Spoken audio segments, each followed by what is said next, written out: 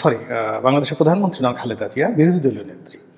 তো তাকে রিসিভ করার জন্য ভারতের প্রধানমন্ত্রী, তাও আবার কংগ্রেসের প্রধানমন্ত্রী, এবং সেই কংগ্রেসের সঙ্গে সোনিয়া গান্ধীর সঙ্গে তাদের আওয়ামী লীগের কৌশলগত মিত্রতা, সেই প্রধানমন্ত্রী এয়ারপোর্টে চলে এসেছে। তাহলে বুঝেন যে বিএনপির যে ভারত লবিস্ট হিসাবে শামসুল মুবিনের যে গুরুত্ব সেটা কোন পর্যায়ে ছিল। তো সেখান থেকে তিনি সম্মানিত হলেন, বৈঠক হলো, ভারতের সিদ্ধান্ত নিল, এবং ভারতের পরবর্তী যে কর্মকাণ্ড সেটি শেখ হাসিনাকে সন্ত্রস্ত করে তুলল, ভীত সন্ত্রস্ত করে তুলল। এরপরে বিএনপি যখন আন্দোলনে গেল, সেই আন্দোলনের সময় ভারতের যে রাষ্ট্রপতি প্রণব মুখার্জি তিনি বাংলাদেশে এলেন। এখন প্রণব মুখার্জি কিন্তু কংগ্রেসের নেতা, কিন্তু শেখ হাসিনার সঙ্গে তার ব্যক্তিগত সম্পর্ক।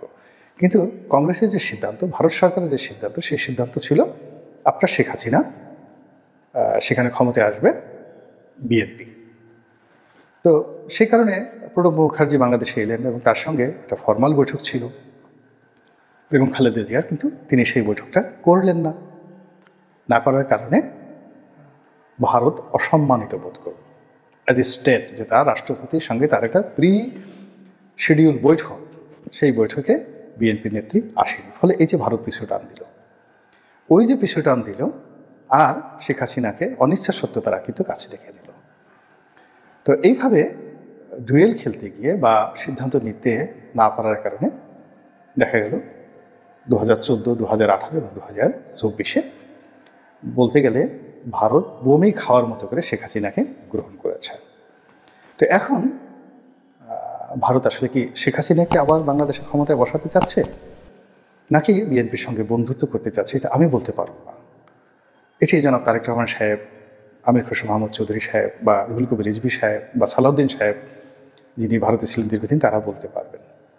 কিন্তু এই যে লং মার্চের মাধ্যমে এটি যদি ডুয়েল খেলা হয়, অর্থাৎ আপনি এক পক্ষের মাধ্যমে তাদের সঙ্গে বন্ধুত্ব করবেন, আবার অন্যদিকে জনগণকে ঠিক রাখার জন্য বলবেন যে ভারত বিরোধী লং মার্চ চলবে, কাপড় পোড়াবে, এটা আমরা জনগণকে সান্ত্বনা দেওয়ার জন্য, পাবলিক সেন্টিমেন্টকে সান্ত্বনা দেওয়ার জন্য এই কাজগুলো করেছি, এটি ভারত গ্রহণ করবে না। এটি তারা মনে করবে সেই আগের জামানাতে বিএনপির ভুলের মতো, জিয়াউর রহমান সাহেবের মতো। এটি মনে করবে শেখ হাসিনা তাদের সাথে যেই কাজ করেছে, যেই লাও সেই কদু। অতএব তারা শেখ হাসিনাকে নিয়েই তৃপ্ত থাকবে, আওয়ামী লীগকে নিয়েই তৃপ্ত থাকবে, বিএনপির সঙ্গে তারা ফার্দার কোনো নেগোসিয়েশনে যাবে বলে আমার কাছে মনে হচ্ছে না। তাহলে সেক্ষেত্রে কি হচ্ছে? সেক্ষেত্রে বিএনপিকে তার যে রাজনীতির হিসাব, সেই রাজনীতির হিসাবে তাকে 180 ডিগ্রি অ্যাঙ্গেলে গিয়ে ভারত বিরোধী শক্তির সঙ্গে একেবারে কৌশলগত পার্টনারশিপ করতে হবে, পাকিস্তানের সঙ্গে এবং চীনের সঙ্গে।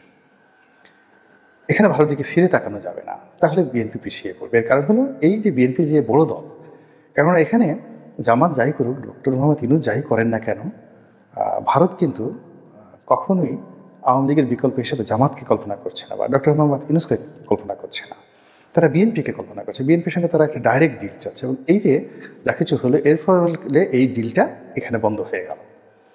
এর ফলে ভারত যেটা করবে সেটা হলো, একদিকে তারা শেখ হাসিনাকে প্রমোট করবে, অন্যদিকে তারা ডক্টর মোহাম্মদ ইউনূসের সঙ্গে নতজানু হয়েও তার সরকার যাতে আরও দীর্ঘদিন ক্ষমতায় থাকতে পারে, 2 বছর, 3 বছর, 4 বছর। এবং তারা কিন্তু এরশাদকে 9 বছর ক্ষমতায় রেখেছিল এই ভারত, 9 ইয়ার্স, শত চেষ্টা করে কিন্তু পারা যায়নি। তো সেক্ষেত্রে ডক্টর মোহাম্মদ ইউনূসকে যদি ভারত 9 বছর ছাড় দেয়, অর্থাৎ ভারত যদি কিছু কিছু বিষয়ে এই মুহূর্তে ছাড় দেয়, তাহলে কিন্তু ইউনূসের সরকার টিকে যাবে। এবং ডক্টর ইউনূসের সরকার যদি টিকে যায়, তাহলে বিএনপির জন্য এটি একটা মরণ ফাঁদ। একেবারে আওয়ামী লীগের চেয়ে বিএনপি বিপদে পড়ে যাবে এই মুহূর্তে। এবং জামাতের সঙ্গে তাদের যে বিরোধ, সেই বিরোধে জামাত সংগতিকারণ ইউনূসের পক্ষে চলে যাবে। ফলে কি হলো দেখেন, এই একটা লং মার্চের কারণে পুরো রাজনীতির যে হিসাব, আমার দৃষ্টিতে মনে হলো যেটা একেবারে সম্পূর্ণ 180 ডিগ্রি অ্যাঙ্গেলে উল্টে গিয়েছে। আপনি কি মনে করেন? যদি দ্বিমত পোষণ করেন, ভিন্ন মত পোষণ করেন, কমেন্ট করে জানান। আল্লাহ আমাদের সবাইকে হেদায়েত দান করুন এবং হেফাজত করুন। আসসালামু আলাইকুম রহমতুল্লাহি ওয়া বারাকাতুহু।